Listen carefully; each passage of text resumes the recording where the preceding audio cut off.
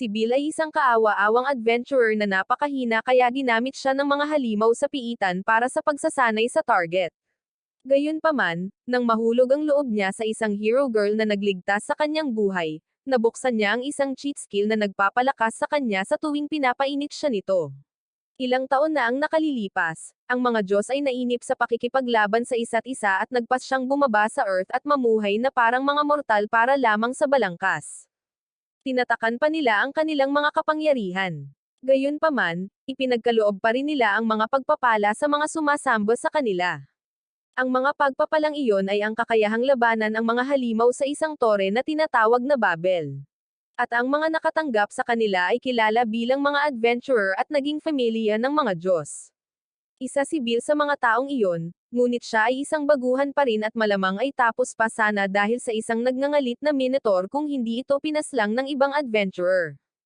Ang pangalan niya ay Ace, at ang bida ay umibig sa kanya sa sandaling tumingin siya sa mga mata niya. Gayunpaman, ang lalaki ay isang mahina, kaya tumakbo siya palayo na parang manok sa Pasko na nakatakas sa mainit na sarsa ng pasta pabalik sa guild. Nang makita siya ni Aina, isa sa mga receptionist, nagulat siya at pinagalitan siya dahil sa nakakaakit na tadhana na nakipagsalaparan siya sa isang minotaur. Hindi talaga alintana ni Billy yun dahil ang gusto lang niya ay isang exposition act kay Ace para masubukan niya itong i-raise. Pinayuhan siya ni Aina na sumuko dahil hindi lamang si Ace ay wala sa kanyang liga, kundi kabilang din siya sa pamilyang Lucky.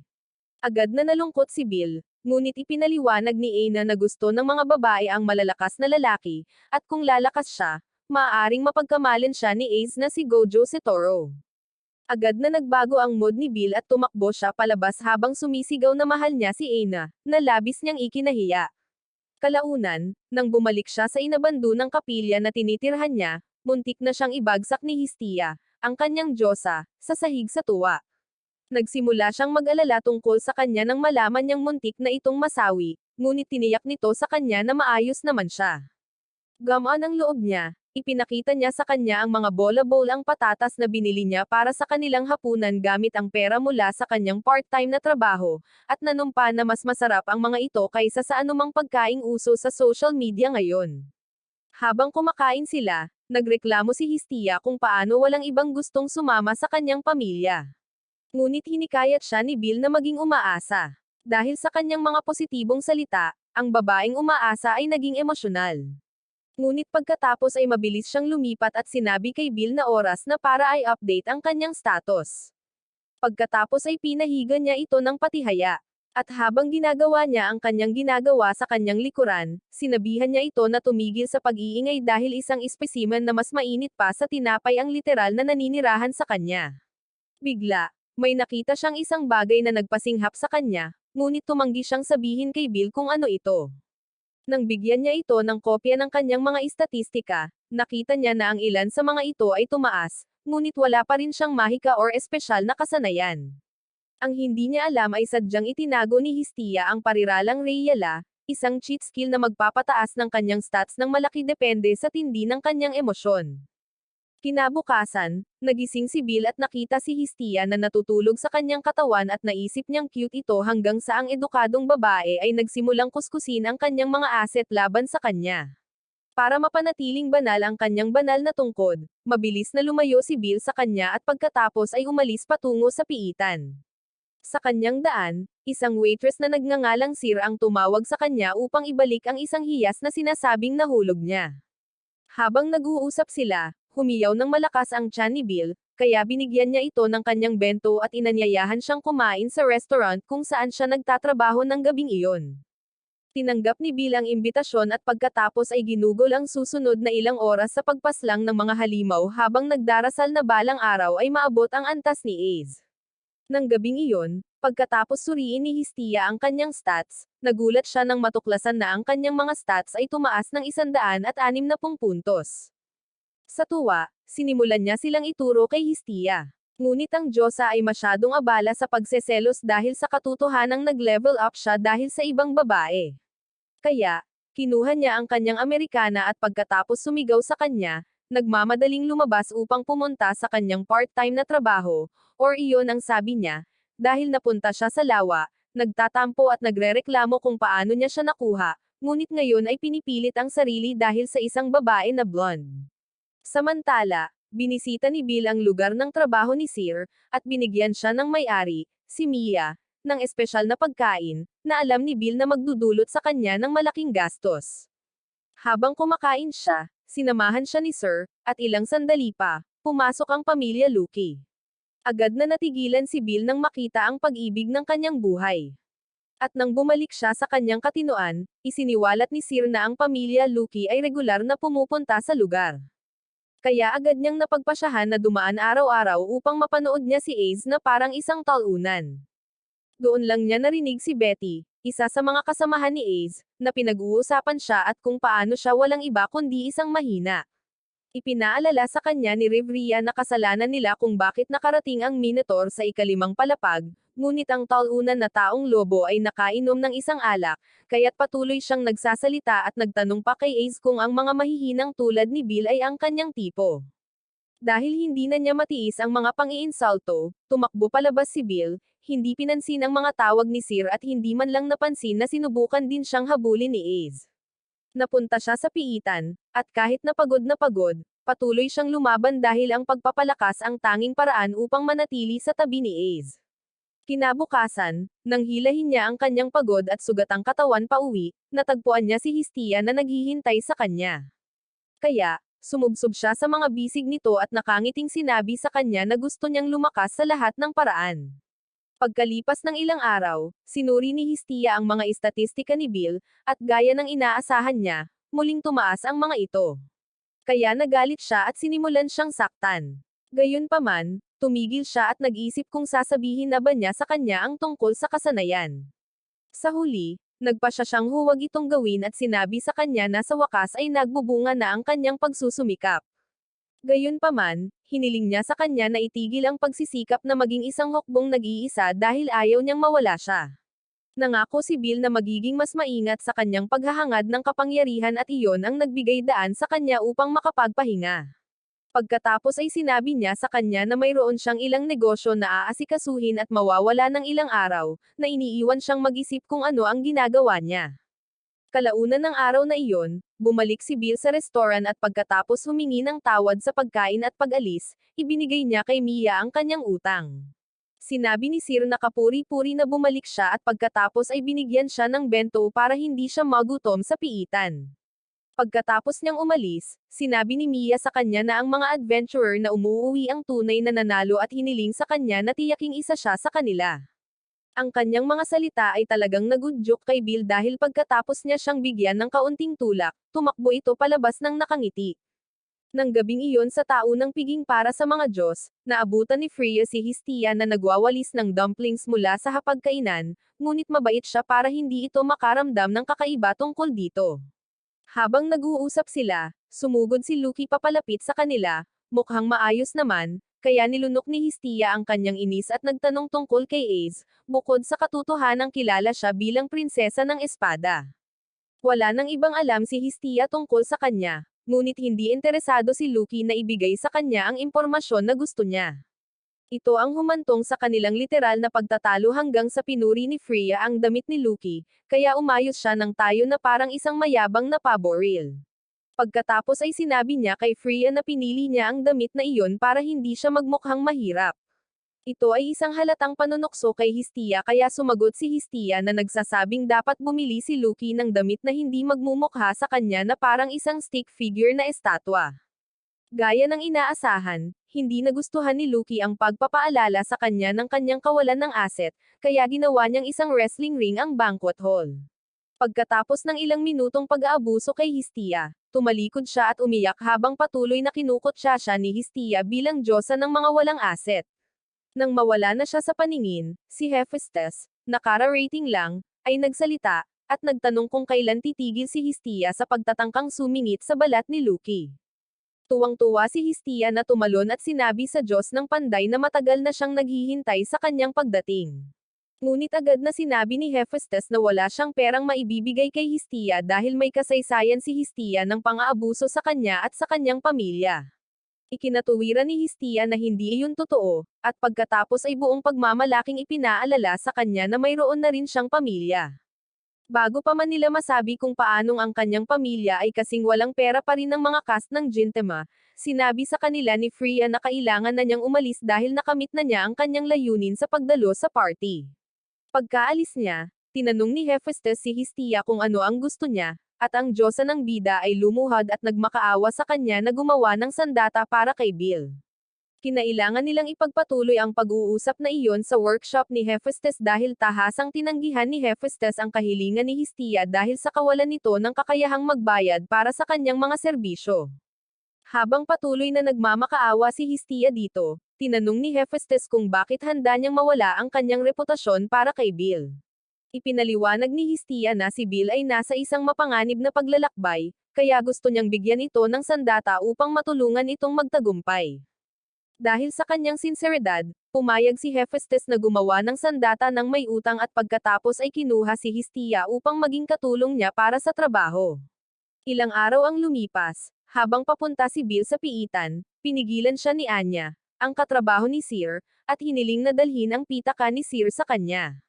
Nakalimutan niyang banggitin na ang babae ay pumunta para manood ng Monster Philia hanggang sa lumabas ang isa pang empleyado, si Anna, at ipinaalala sa kanya. Pumayag si Bill na ihatid ang gamit, ngunit tinanong kung ano ang Monster Philia dahil hindi ito tagalungsod. Ipinaliwanag nila na ito ang halimaw na bersyon ng laban ng toro, na palaging ginaganap sa Coliseum ng Gentia Familia, at naintriga si Bill. Samantala, katatapos lang gawin ni Hephaestus ang bagong kutsilyo ni Bill at ibinigay ito sa isang nasasabik na Hestia para ihatid. Sa ibang lugar, isang nakabalabal na Freya ang nakipagkita kay Loki at inamin na may isang lalaki ang nakakuha ng kanyang atensyon, at gusto niyang makita kung ano ang kaya nitong gawin. Bago pa makapagkomento si Loki sa isyu, biglang tumayo si Freya at sinabing may pupuntahan siya, iniwan si Loki para bayaran ang kanyang bayarin. Maya-maya pa, habang sinusubukan ni Bill na alamin kung paano haharapin ang mga nasa Monster Philia, biglang tinawag siya ni Hestia at sinabing magde-date sila.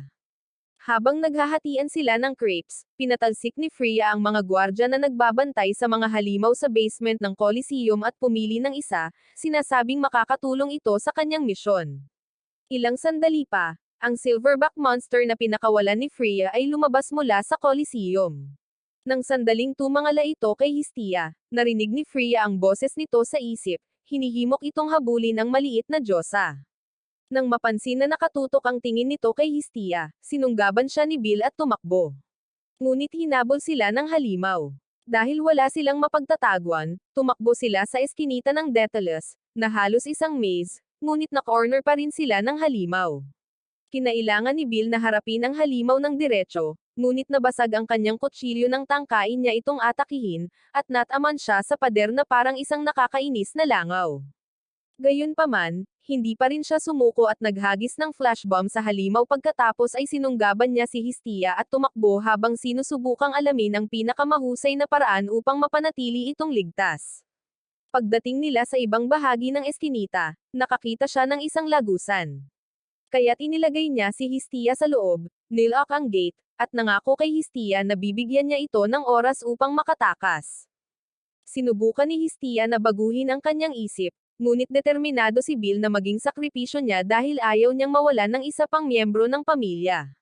Lumabas na dati siyang nakatira kasama ang kanyang lolo sa isang nayon, ngunit ang matandang lalaki ay inatake ng isang halimaw sa mga bundok at nasawi. Habang nagdadalamati, nagpa siya si Bill na maging isang adventurer tulad ng nasa mga kwentong ikinukwento sa kanya ng kanyang lolo. Sa kasamaang palad, mas madaling sabihin iyon kaysa gawin, dahil walang pamilya ang interesado na tumanggap ng isang walang karanasang talunan. Matapos ang kanyang huling pagtanggi, malapit na siyang mawalan ng pag-asa. Ngunit dumating si Hestia at kinuha siya. Kaya handa siyang masawi para sa kanyang kapakanan. Samantala, natuklasan ng Ganesha Familia ang nangyari sa basement ng Coliseum.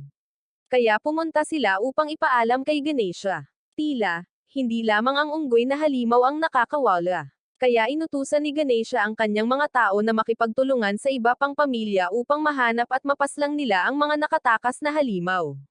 Habang tumatakbo sila palayo, naisip ni Ganesha kung ano ang sinusubukang makamit ng salarin, hindi alam na si Freya ay nag-aura farming sa isang bubong sa kung saan pinapanood si Bill na nakikipaglaban sa halimaw na unggoy. Ang pinakamasamang bahagi ay ang kanyang huling kutsilyo ay nabasag at siya ay naging isang nakaupong pato.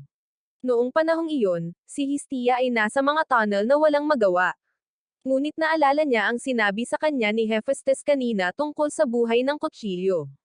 Nagukit si Hestia ng ilang hieroglyph dito at madyay gising ito kapag hinawakan ito ni Bill. Hindi lang iyon, kundi lalago rin ito kasama niya, na sumasalamin kung gaano siya naging malakas.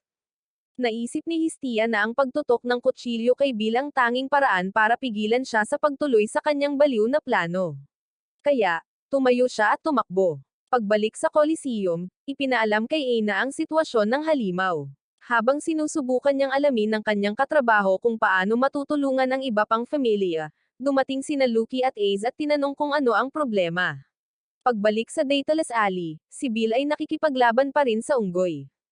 Nang ma-corner siya, naalala niya ang insidente at naisip kung magpapakita muli si Ace at magiging kanyang kabalyero na nakasuot ng puting damit. Nakakagulat, dumating ang tulong, ngunit ito ay sa katauhan ni Hestia, na ang malakas na boses ay nakakuha ng atensyon ng unggoy. Nang makita ito, nabawi ni Bill ang kanyang kagustuhang mabuhay at nagmadaling itulak si Hestia palayo sa daan bago pa siya atakihin ng unggoy. Matapos makaligtas sa isang matinding pagkahulog sa hagdan, tinanong ni Bill si Hestia, gustong malaman kung bakit siya bumalik. Binigyan siya ni Hestia ng isa sa mga klasikong motivational quotes ni Rendon at ipinaalala sa kanya na nangako siyang hindi siya iiwan. Sinubukan niyang ibigay sa kanya ang kutsilyo, ngunit ng sandaling iyon, nanalo ang unggoy sa kanilang maliit na laro ng taguan, kaya binuhat siya ni Bill at tumakbo. Sa kabila ng panganib sa buhay ng sitwasyon, hindi mapigilan ni Hestia ang mapangiti dahil ang pagiging nasa mga bisig ni Bill ay isang pangarap na natupad. Hindi pinansin ang kanyang mga salita, nagpatuloy si Bill sa pagtakbo hanggang sa makahanap siya ng isang huwad na pader at sinipa ito.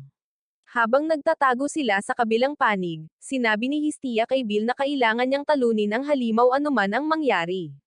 Agad na nalungkot ang mukha ni Bill, at inamin niya na hindi niya magagawa iyon dahil hindi siya malakas at wala nang natitirang mga armas. Hindi siya sinubukang aliwin ni Hestia at sinabing ang mga karakter na may puting buhok ang karaniwang nagniningning sa kwento, kaya dapat siyang magsimulang umarte na parang pangunahing tauhan.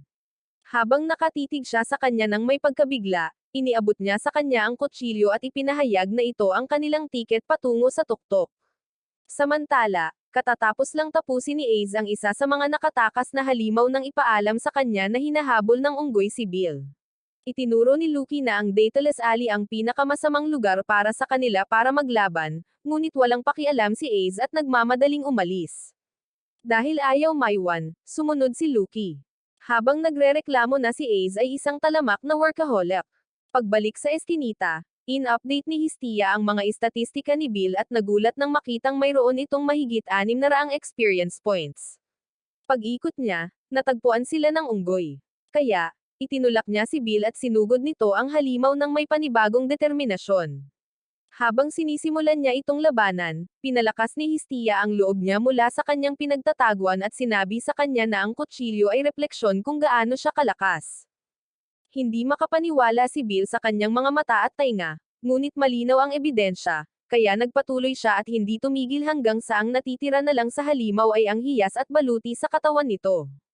Ang kanyang tagumpay ay nakaakit ng maraming tao na palihim na nanunood, at habang pinupuri nila siya, si Hestia ay tuwang-tuwa na sumugod sa kanyang mga bisig. Dumating si Ace sa sandaling iyon, at nang makita niyang naayos na ang lahat, tumalikod siya, aksidenteng natamaan si Lucky sa ilong gamit ang kanyang espada. Ngunit wala siyang pakialam at nagpatuloy sa paglalakad habang hinahabol siya ni Lucky.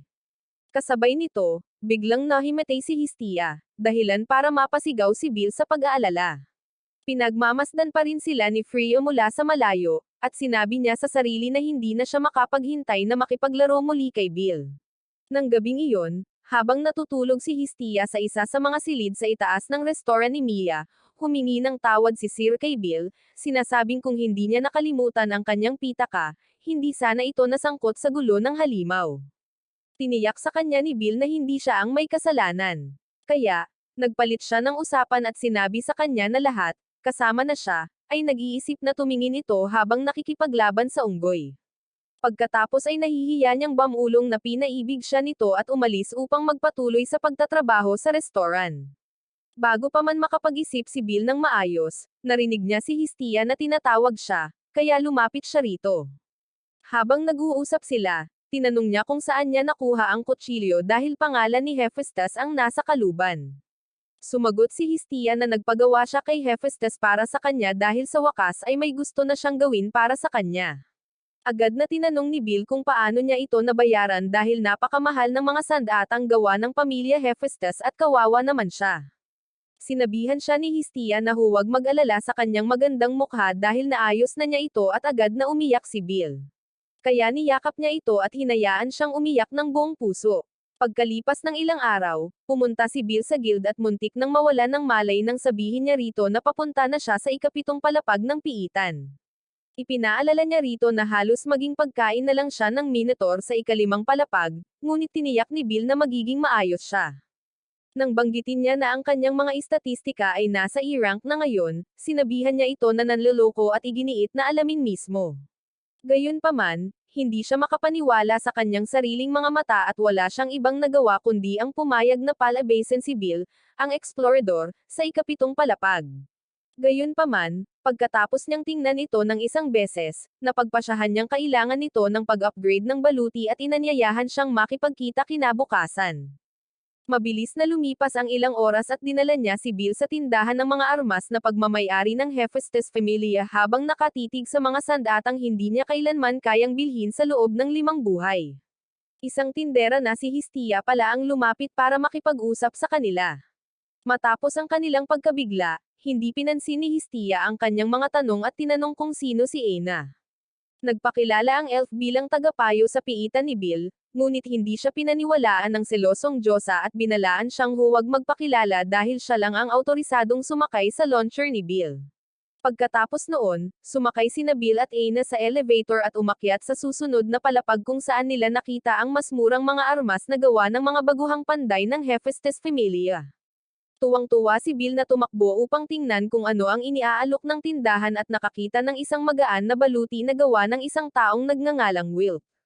Nang matagpuan siya ni Aina kalaunan, sinabi niya sa kanya na bibilhin niya ito at hindi tumutol ang babae.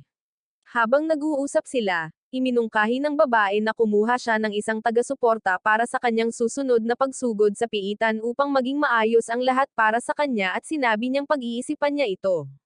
Kalaunan, bago sila maghiwalay, binigyan ni Aina si Bill ng isang tagapagtanggol bilang regalo at sinabing gusto niyang laging ligtas ito.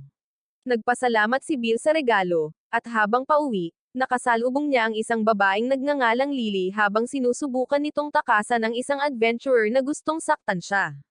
Mabilis na hinugot ni Bill ang kanyang kutsilyo at ipinagtanggol siya.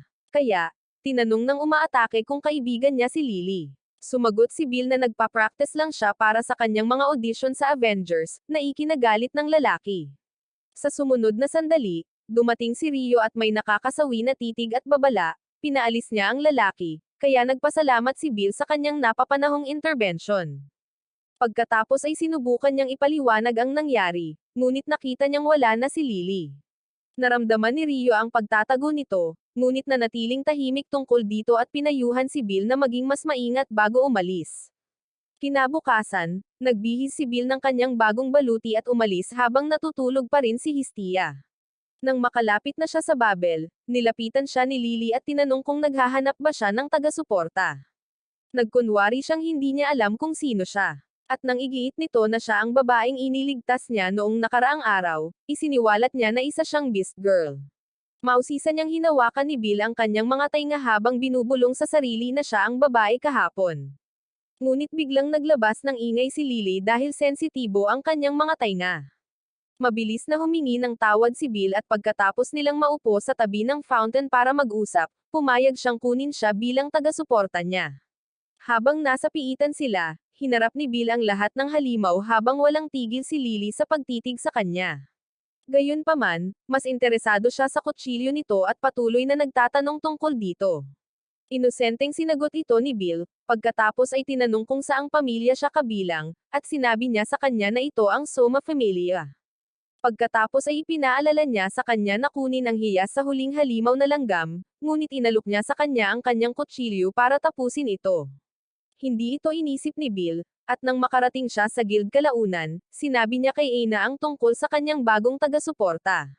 Binalaan siya nito na mag-ingat, dahil ang mga miyembro ng Soma Familia ay labis na nangangailangan ng pera, kahit na ang kanilang pamilya ang gumagawa at nagbebenta ng pinakamasarap na alak sa lungsod. Hindi inisip ni Bill na masamang tao si Lily at masayang ipinakita kay Aina ang bag ng mga hiyas na nakolekta niya noong araw na iyon. Binati siya ng receptionist at sinabihan siyang palitan ang mga ito, ngunit nang lumingon siya, napansin niyang nawawala ang kutsilyo nito at sinabi sa kanya. Agad na inakala ni Bill na nawala niya ito, kaya tumakbo siya palabas ng guild upang hanapin ito, habang si Lily ay abala sa pagbebenta ng kutsilyo. Sa kasamaang palad para sa kanya, gumagana lamang ang kutsilyo kung si Bill ang gumagamit nito, kaya inalok siya ng may-ari ng tindahan na magbayad ng maliit na halaga dahil hindi niya ito magagamit sa pagputol ng kahit ano. Naniniwala si Lily na sinusubukan siyang lokohin nito, kaya kinuha niya ito at umalis ng may galit. Habang naglalakad, nadaanan niya sina Rio at Sir, kaya mabilis niyang itinago ang kutsilyo. Pero napansin na ito ni Rio. Tinawag niya ito, hinihiling na makita ang kutsilyo. At nang tumanggi si Lily, tumigil si Rio sa pagiging mabait at hinagisan ng barya ang kamay ni Lily, napilitan itong mahulog ang kutsilyo. Gayunpaman, sa halip na kunin itong muli, tumakbo si Lily patungo sa kalye at nabangga si Bill. Nang maabyutan siya ni Rio, napaisip siya kung mali ba ang taong nakita niya dahil nasa beast form na si Lily. Nagulat si Bill nang makita ang mga waitress, pagkatapos ay tinanong kung nakita nila ang kanyang kutsilyo. Agad itong ibinigay ni Rio sa kanya at ang tuwang-tuwa na si Bill ay nagtanong kung saan niya ito natagpuan.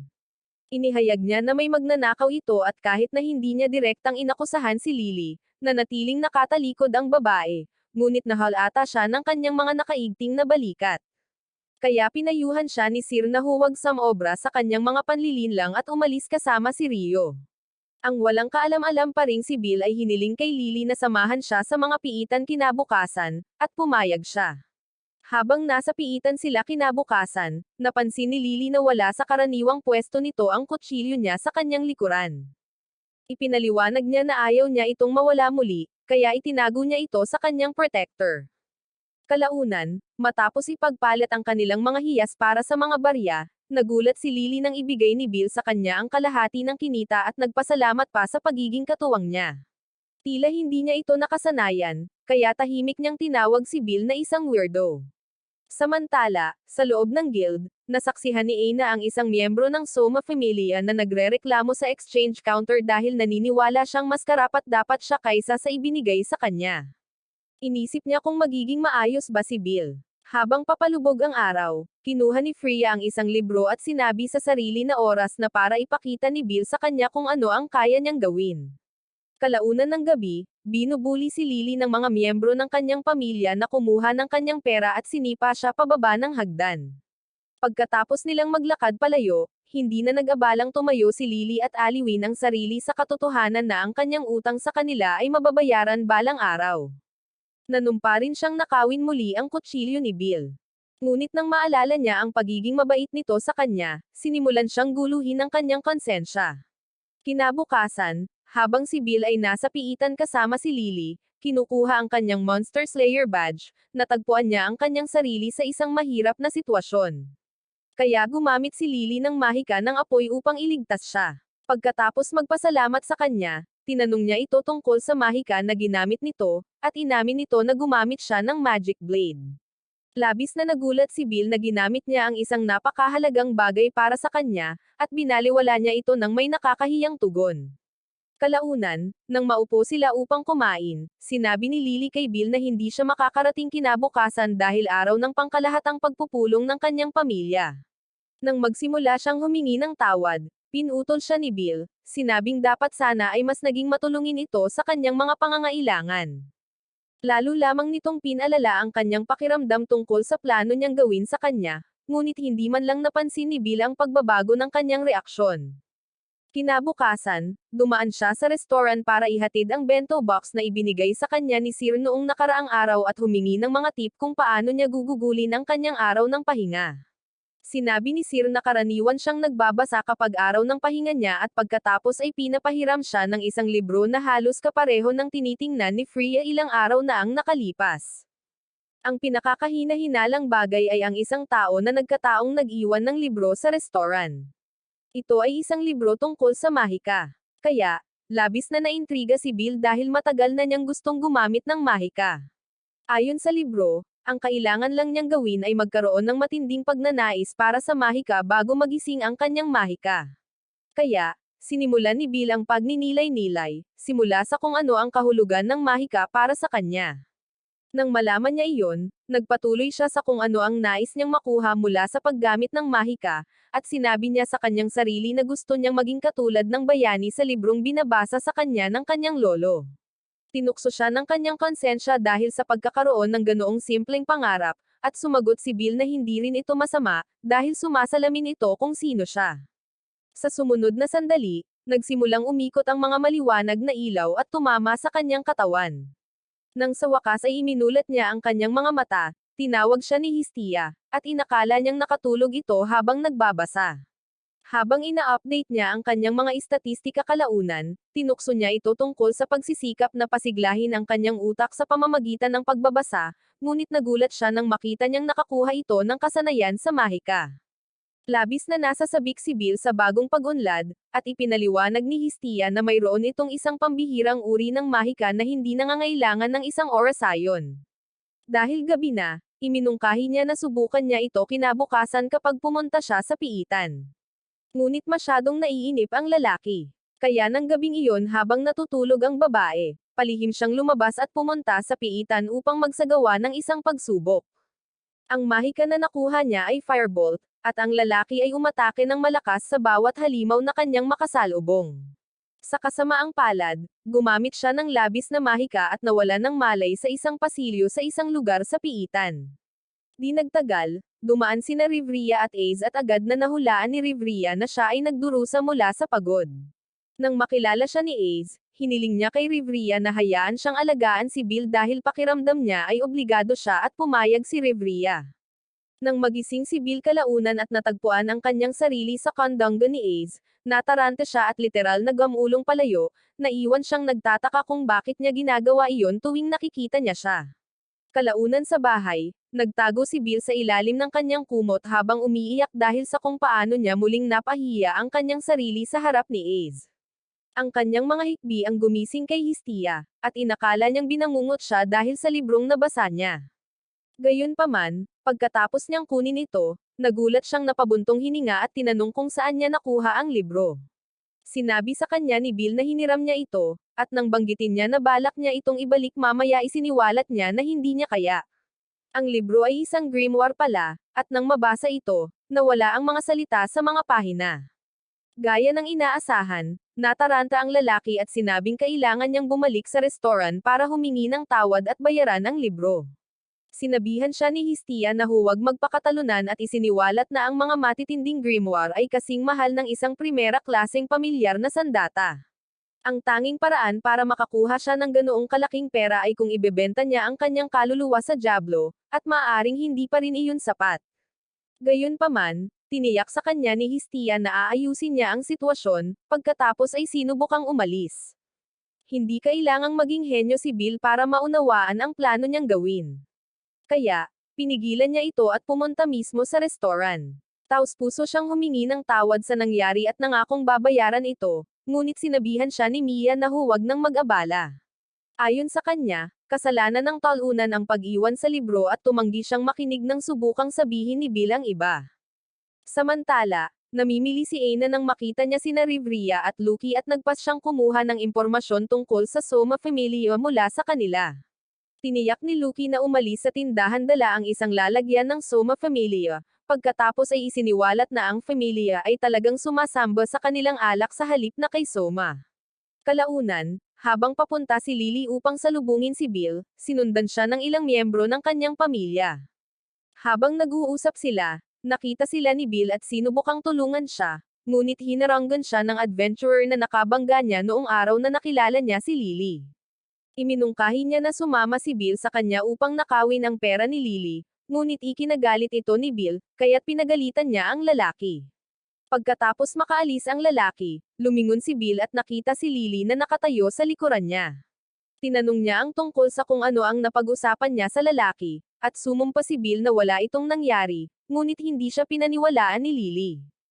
Habang nagsisimula silang magtungo sa piitan, sinabi niya sa kanyang sarili na oras na para putulin ang ugnayan kay Bill. Ang totoo, nawala ang kanyang mga magulang sa mga piitan sa murang edad, at mula noon, ginagawa na niya ang lahat para mabuhay. Sa kasamaang palad, ang mga adventurer na pinagtrabahuhan niya ay tinatrato siya ng mas malala pa sa isang alipin, at hindi nila siya binayaran ng maayos. Nang sinubukan niyang gumawa ng ibang bagay, natuntun nila siya at sinira ito, kaya wala siyang ibang malalapitan kundi sila, kahit na kinasusuklaman niya sila. Habang nagbabalik tanaw siya, isang medyo lasing na si Lucky ang nagbabanggit ng hindi sinalang impormasyon tungkol sa kanyang pamilya kay Aina. Mas maaga, isiniwalat niya na sinasamba ng mga miyembro ng pamilya ang kanilang alak, at literal niya itong sinabi. Tila, mayroon silang espesyal na inumin na hindi nila ibinebenta sa publiko. At may chismis na ang isang higop ay magpapaugoy sa iyo na parang isang maliit na bangka sa Maunos na dagat. Sa katunayan, ang tanging dahilan kung bakit sumali ang mga tao sa pamilya ay para makakuha ng akses sa espesyal na inumin. Ngunit tanging ang mga may dalang sapat na pera lamang ang makakatikim nito. Kaya naman sila naging desperado pagdating sa pera, wala silang pakialam kung paano nila ito nakuha or kung sino ang kanilang pinagtaksilan or sinaktan para makuha ito. Hindi makapaniwala si Aina sa narinig niya, ngunit nagpasalamat siya kay Lucky para sa impormasyon. Pagkatapos ay umalis si Lucky kasama si Ace para ay update ang kanyang mga istatistika, ngunit nanatili si Aina para makipag-usap kay Revria. Bigla, narinig nilang sumigaw si Lucky na si Ace ay level 6 na ngayon, at iniluwa ni Aina ang kanyang tsaa sa gulat. Kinabukasan, nang pumunta sila ni Lily sa piitan, biglang iminungkahi ng babae na pumunta sila sa ika-10 palapag. Nagduda si Bill dahil sa tingin niya ay hindi pa sapat ang kanyang pag-level up, ngunit magaling magsalita ang babae ng Nojutsu, kaya nagbago ang kanyang isip. Habang papunta sila roon, binigyan siya ng babae ng isang maikling espada, na sinasabing mas mainam ito dahil mas mahaba ang abot nito kaysa sa kanyang kutsilyo at mas mainam ito kapag nakikipag-ugnayan sa mas malalaking halimaw. Humanga sa kanyang pananaw, pumayag si Bill na itago ang espada, at doon siya nalinlang na ilipat ang kanyang kutsilyo mula sa ligtas na lugar nito.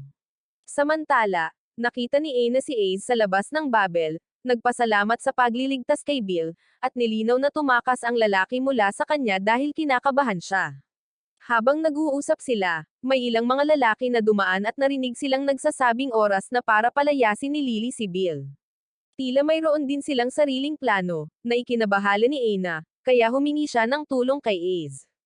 Pagbalik sa piitan, sina Bill at Lily ay nasa ika-10 palapag na mukhang isang walang kulay na manga panel.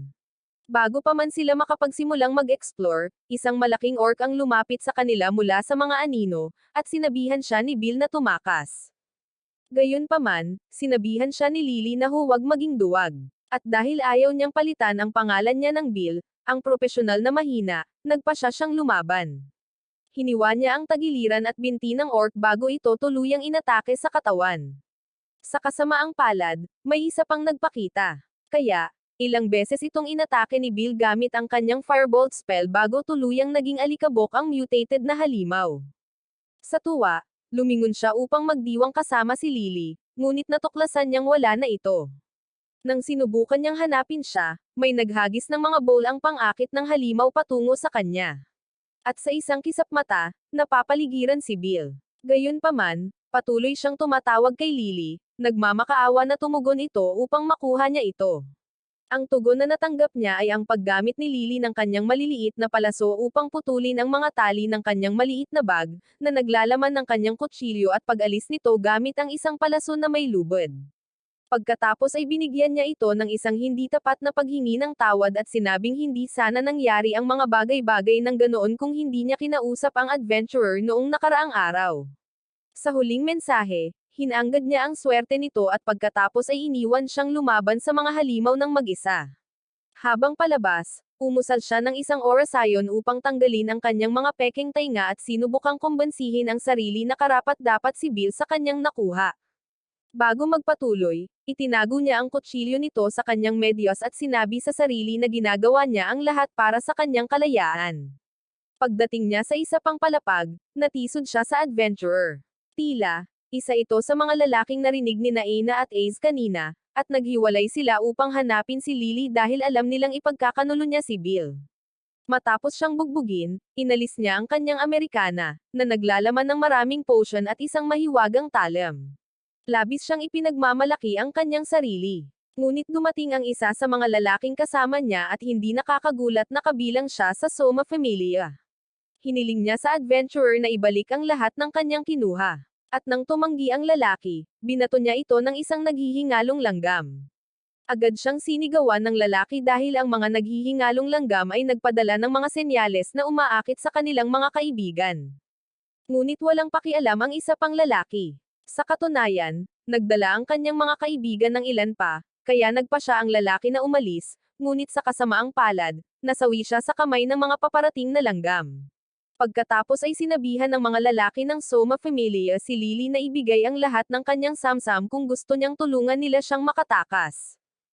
Agad na ibinigay ni Lily ang susi ng kanyang safety deposit box sa bangko, ngunit dahil hindi marangal ang mga lalaki, iniwan nila siya upang magsilbing pain habang tumatakas sila. Habang nakahiga si Lily doon, naisip niya kung ito ba ay paghihiganti sa kanyang ginawa kay Bill.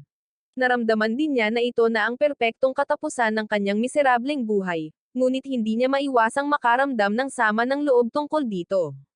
Biglang nagpakita si Bill at pinasabog ang ilan sa mga langgam gamit ang kanyang firebolt spell. Pagkatapos ay sinimulan niyang tapusin ang mga natitirang langgam ng walang awa, habang si Lily ay nakaluhod lamang doon, nakatitig sa kanya ng may pagkabigla. Nang matapos siya, tinanong niya kung paano siya nakaligtas sa pag-atake ng orc, at ipinaliwanag niya na may isa pang adventurer na dumating at tumulong sa kanya. Hindi niya nakita kung sino ito dahil sa hamog, ngunit salamat sa taong iyon kaya siya nakarating at nailigtas siya.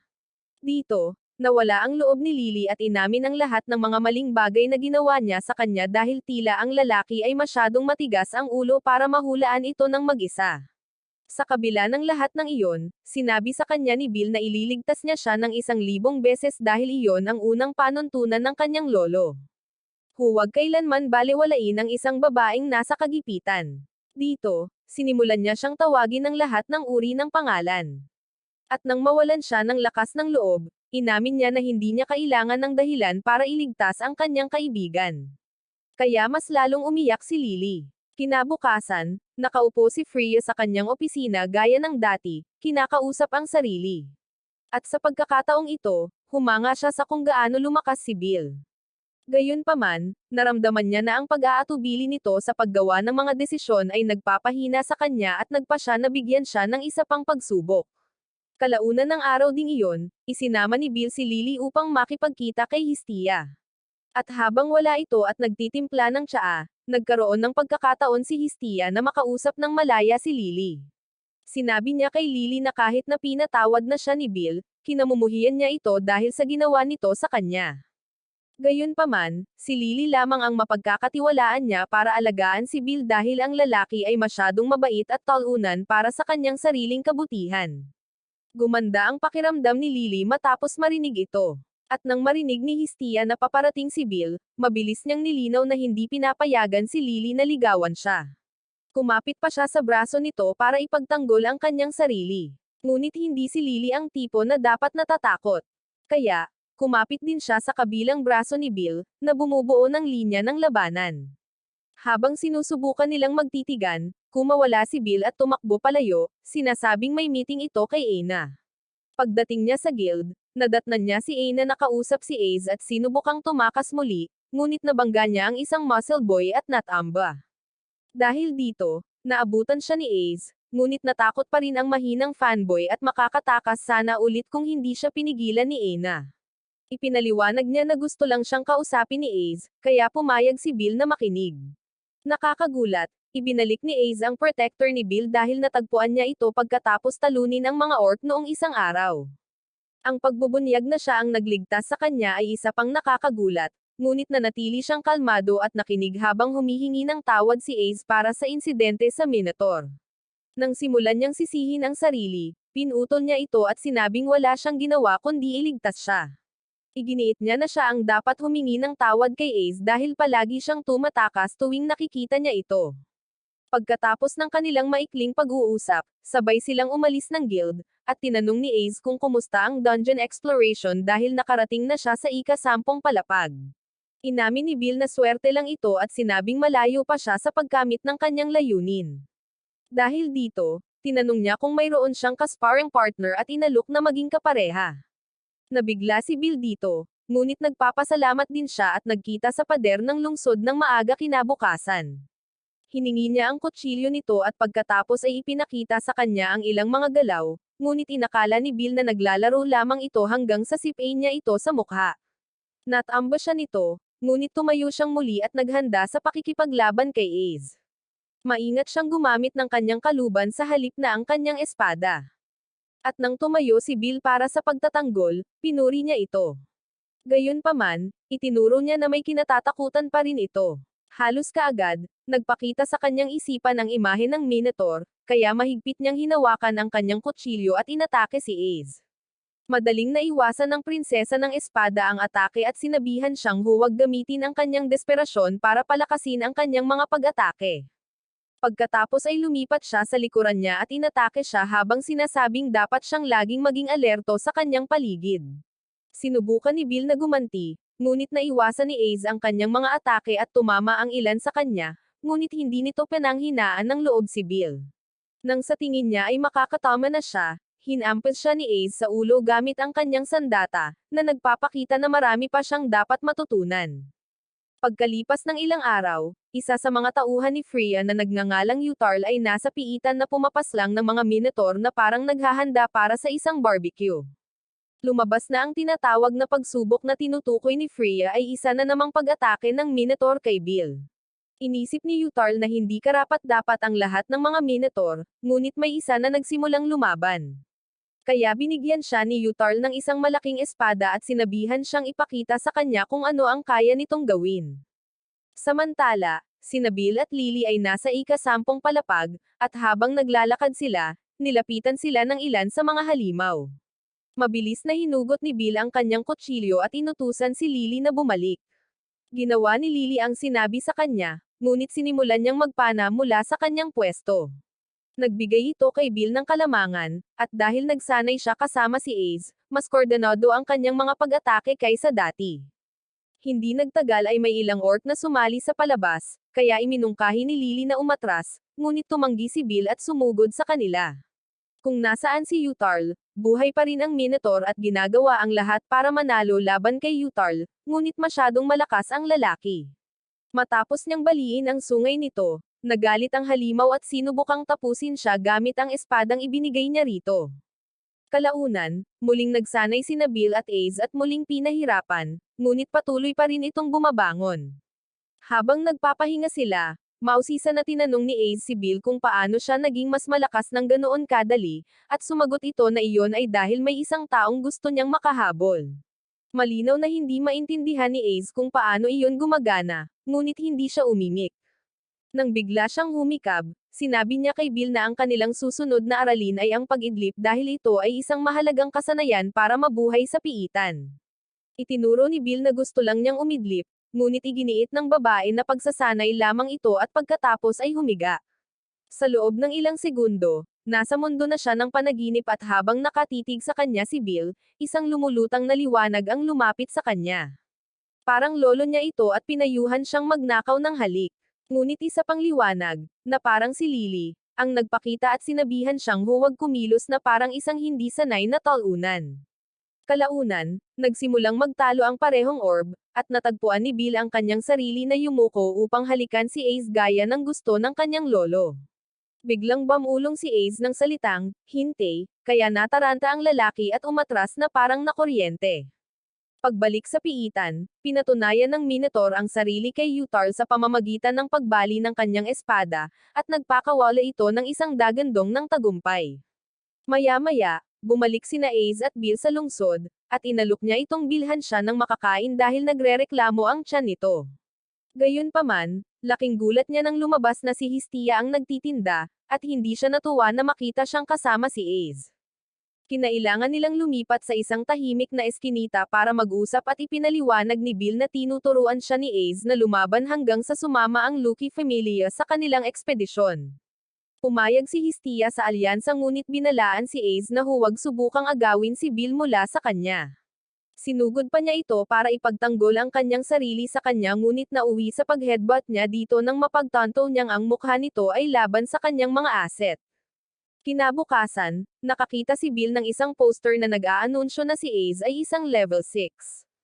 Nagbulungan ang mga nasa paligid na siya lang mag-isa na tumalo sa floor boss ng ika-37 palapag, at ipinaalala nito kay Bill kung gaano kalaking agwat ang pagitan nila. Habang naglalakad siya na parang talunan at nagtatampo, biglang tinawag siya ni Sir at sumugod. Agad na nag-alala si Bill, iniisip na may nangyaring masama, ngunit napilitan siyang magtrabaho bilang tagahugas ng pinggan sa restaurant. Tila, iniwan niya ang trabaho noong nakaraang araw at pinaparusahan ni Mia. Ngunit ngayon, si Bill na ang gumagawa ng lahat ng trabaho. Nang pumasok si Rio at makita siya, nag-alok siya ng tulong. Kaya humingi siya ng payo dahil dati siyang adventurer. Sinabi sa kanya ni Rio na kung gusto niyang umangat ang ranggo, kailangan niyang talunin ang isang napakalakas na kalaban. Gayunpaman, para makamit iyon, kailangan niyang magkaroon ng isang espesyal na uri ng galaw or trick na magpapataas ng kanyang tsansa, ngunit idinagdag na kung talagang balak niyang maging sapat na malakas, kailangan niyang sumali sa isang grupo dahil ang pagtutulungan ay magpapataas ng kanyang tsansa. Kinabukasan, muling naglaban sina Bill at Ace sa mga dingding, at nang matapos sila, sinabi niya na iyon na ang kanilang huling araw. Nagpasalamat si Bill sa lahat ng tulong niya, at inamin niya na naging masaya ang paggugol ng oras kasama siya. Habang papalayo si Ace, naisip ni Bill kung maaabutan pa ba siya nito. Ngunit isang bagay ang malinaw, patuloy siyang magsisikap. Kalaunan, bumalik siya sa bahay upang tipunin ang kanyang mga gamit at hiniling kay Hestia na itago ang kanyang stats sheet dahil wala siyang oras para tingnan ito. Sinubukan siyang pigilan ni Hestia, ngunit hindi siya nakinig at naiwan siyang nakatitig sa papel na hawak niya. Ilang oras ang lumipas, habang ang Lucky Familia at ilang miyembro ng Hephaestus Familia ay nagtitipon sa labas ng Babel para sa kanilang pre-expedition briefing, ipinaalam ni Utarl kay Freya na ang kanilang plano ay gumagana na. Natuwa ang Diyosa at sinabing hindi na siya makapaghintay na masaksihan ang bagong pakikipagsapalaran ni Bill. Samantala, si Bill ay nasa mga piitan na kasama si Lily, at napansin nila na wala silang nakitang anumang halimaw simula nang dumating sila. Wala ring mga palatandaan ng mga adventurer, at habang papasok sila sa loob, nakarinig sila ng isang angle. Kaagad, naparalisa si Bill sa takot at kinailangang itulak palayo ni Lily nang tangkaing atakihin sila ng Minotaur. Ang pagkakita kay Lily na nasasaktan ay nagpabalik sa kanyang katinoan, kaya sinimulan niyang atakihin ang Minotaur gamit ang kanyang Firebolt spell, ngunit hindi ito epektibo. Pagkatapos ay inihampas siya ng Minotaur sa pader, ngunit tumayo siyang muli at humarap muli sa halimaw. Sa ibang bahagi ng piitan, natagpuan ng grupo ng ekspedisyon ang nasugatang adventurer na iniwan ng Minotaur, at ipinaalam niya sa kanila na hinabol ng Minotaur ang isa pang grupo. Nang marinig ni Ace na si Bill ito, tumakbo siya palayo. Kaya hinabol siya ni Chona at Betty. Pagbalik sa panloob na silid, patuloy pa rin ang pag-atake ni Bill at ng Minotaur. At sa kabutihang palad, hindi nasaktan si Bill. Ang problema lang ay napapagod na siya at nagsimulang maghanap ng daan para makatakas. Nang sandaling iyon, nagising si Lily at tinawag si Bill, ngunit inutusan niya itong tumakbo. Ayaw ni Lily, ngunit iginiit ni Bill at itinoon ang atensyon ng Minotaur sa kanyang sarili upang makatakas ito. Habang tumatagal ang laban, nanindigan si Bill at inakala niyang sa wakas ay nakakabangon na siya hanggang sa itusok ng halimaw ang sungay nito sa kanyang braso at itinaas siya.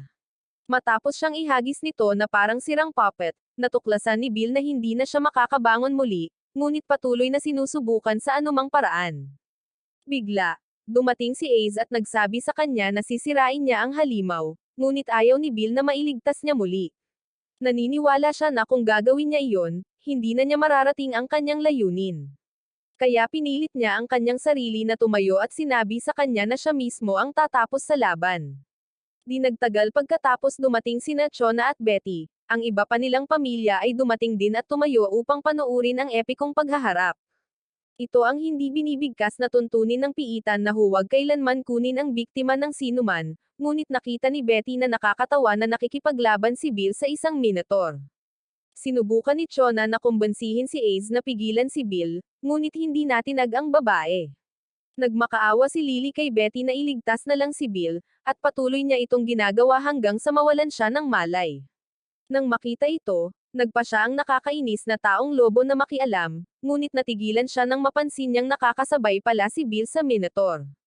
Kinwestiyon pa nga ni Chona kung level 1 ba si Bill dahil mahusay siyang kumilos tulad ng isang mahusay na sinanay na sundalo at hindi umatras kahit isang beses. Sa kabilang banda, si Bill ay pinapalakas ng kanyang pagnanais na patunayan ang kanyang sarili at maging isang bayani. Walang awang inatake niya ang halimaw, hindi ito binigyan ng pagkakataong lumaban ng maayos. At si Freya, na kahit papaano ay nanunood sa buong laban, ay labis na nasa sabik. Hindi nagtagal ay nagsimulang magbigay ng komentaryo ang Lucky Familia sa mga galaw ni Bill. At kahit na sumang-ayon sila na maayos ang kanyang ginagawa, hindi nila inakala na kaya niyang tapusin ang halimaw. Habang pinapanood nila, pinatunayan ni Bill ang kanyang sarili sa pamamagitan ng sunod-sunod na hiwa. At di nagtagal ay dumating ang kasukdulan ng eksena. Nagtakbuhan sina Bill at ang Minotaur na parang isang matador at toro sa Plaza Toros. Pagkatapos ay hiniwa niya ito ng maraming beses bago itinusok ang kanyang kutsilyo sa tiyan nito at ginamit ito upang idirekta ang kanyang spell na pang-apoy dito. Gulat na lamang ang lahat habang ang Minotaur ay lumaki at sumabog bilang isang nagliliyab na sulo.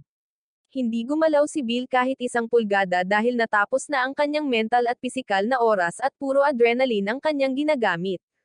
Nang makalapit ang mga tauhan, hiniling ni Betty kay Revria na basahin ang mga istatistika ni Bill, at kinumpirma niya na lahat ng kanyang mga kakayahan ay nireranggong S. Dahil sa kuryosidad, tinanong ni Betty si Ace kung ano ang pangalan ni Bill, at buong pagmamalaki niyang sinabi sa kanya. Nang gabing iyon, habang natutulog si Bill, binantayan siya ni Hestia at tahimik na sinabi sa kanya na isinulat niya ang unang pahina ng kanyang buong buhay. Pagkalipas ng ilang araw, isang gumaling na Bill ang naglaro sa sungay ng Minotaur habang ina-update ni Hestia ang kanyang status. Ipinaalam na niya sa kanya na siya ay isang level 2 na ngayon, ngunit inamin niya na wala siyang nararamdamang kakaiba. Sinimulan siyang kulitin ni Hestia, sinasabing dapat niyang subukan ang pagiging Super Saiyan, at saka baka sakaling makaramdam siya ng lakas.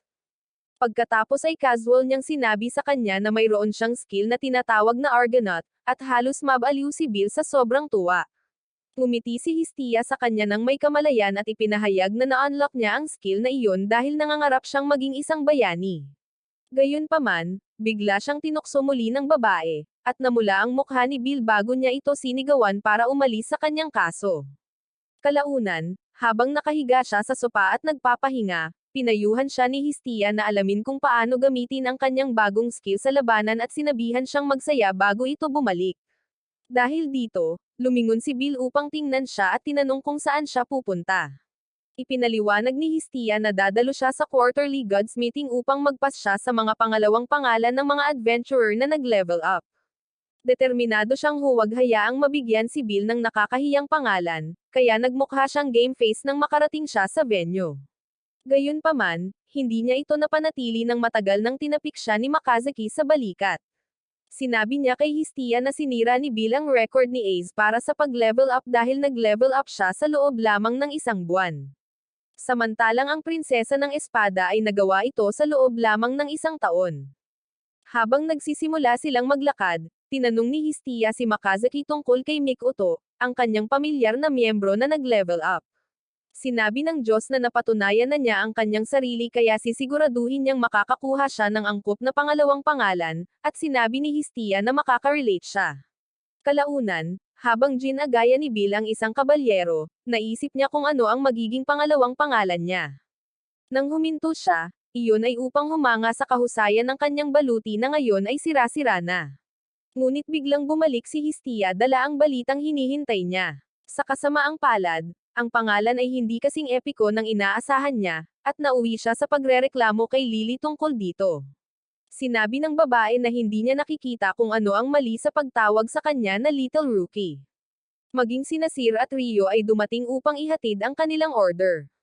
Nag-usap sila ng malakas, kaya ang iba pang mga adventurer sa establishmento ay nagsimulang tumingin kay Bill at pag-usapan siya. Medyo hindi siya komportable dahil dito, ngunit pinayuhan siya ng mga babae na masanay na dahil madalas itong mangyari. Pinayuhan din siya ni Rio na kumuha ng mas maraming miyembro ng grupo dahil ang mga gitnang palapag ng mga piitan ay napakahirap sakupin. Dahil dito, isang adventurer na kanina pa nakikinig ay biglang lumapit sa kanila at inanyayahan si Bill na sumali sa kanyang grupo. Gayunpaman, bilang kapalit, nais niyang payagan siya ni Bill at ang kanyang mga kaibigan na makipaglaro kina Rio at Lily. Ikinainis ni Bill ang kanyang nakakasuklam na kahilingan, ngunit pinigilan siya ni Rio at mahinahong sinabihan siyang umalis na.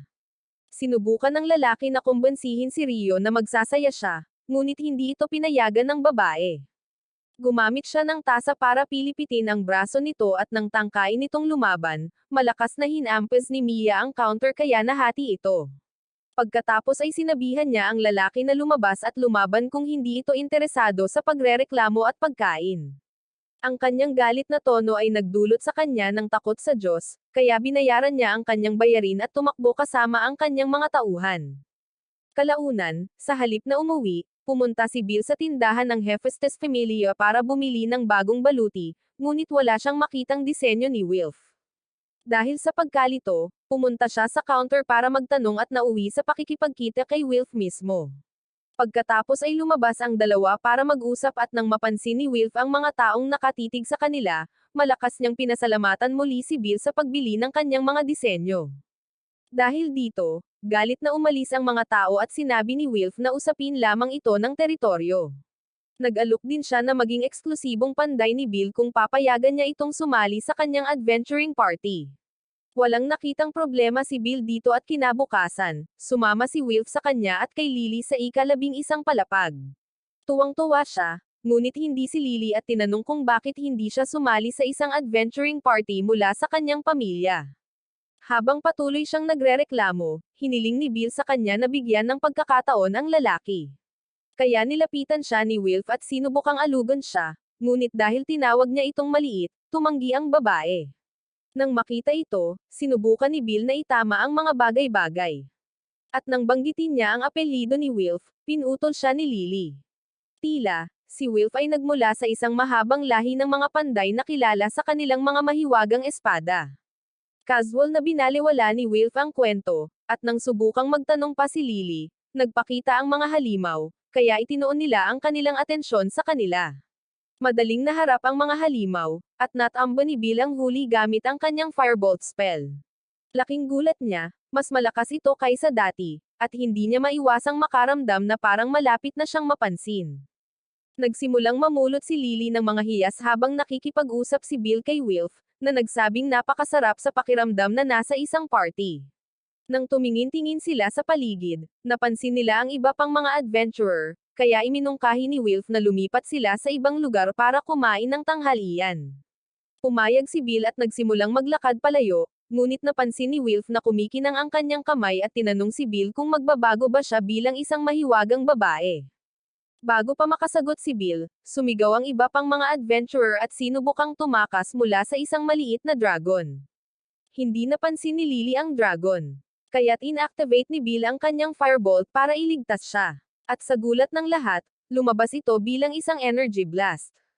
Nang gabing iyon, sinabi niya kay Hestia ang tungkol dito, at kinumpirma niya na ito ang kanyang Argonaut skill, na makikita kapag kailangan niyang malampasan ang isang mahirap na balakid. Mula sa paksa, tinanong ni Bill si Hestia tungkol sa pamilya ni Wilf. Sinabi niyang wala siyang masyadong alam tungkol sa kanila, ngunit nagtanong-tanong siya tungkol kay Wilf at nalaman niyang kaya nitong gumawa ng malalakas na mahiwagang armas. Gayunpaman, tumanggi siyang gumawa nito dahil sa personal na mga dahilan.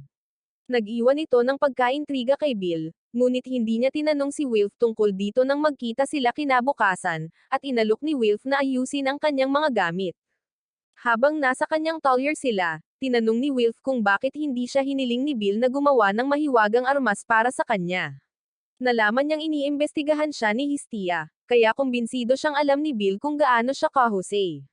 Inamin din niya na inimbitahan niya si Bill para subukan ito at humingi ng tawad sa pag-aakalang katulad siya ng lahat na gusto lamang siya dahil sa kanyang talento.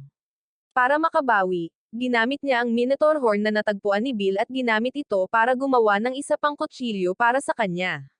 Habang nagtatrabaho siya, ipinaliwanag niya na tumigil siya sa paggawa ng mga mahiwagang espada dahil kinasusuklaman niya ang kinakatawan ng mga ito.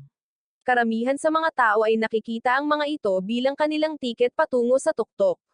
At dahil tanging ang mga ito lamang ang kanilang inaasahan, madalas silang nasa alanganin kapag nabigo ang mga armas.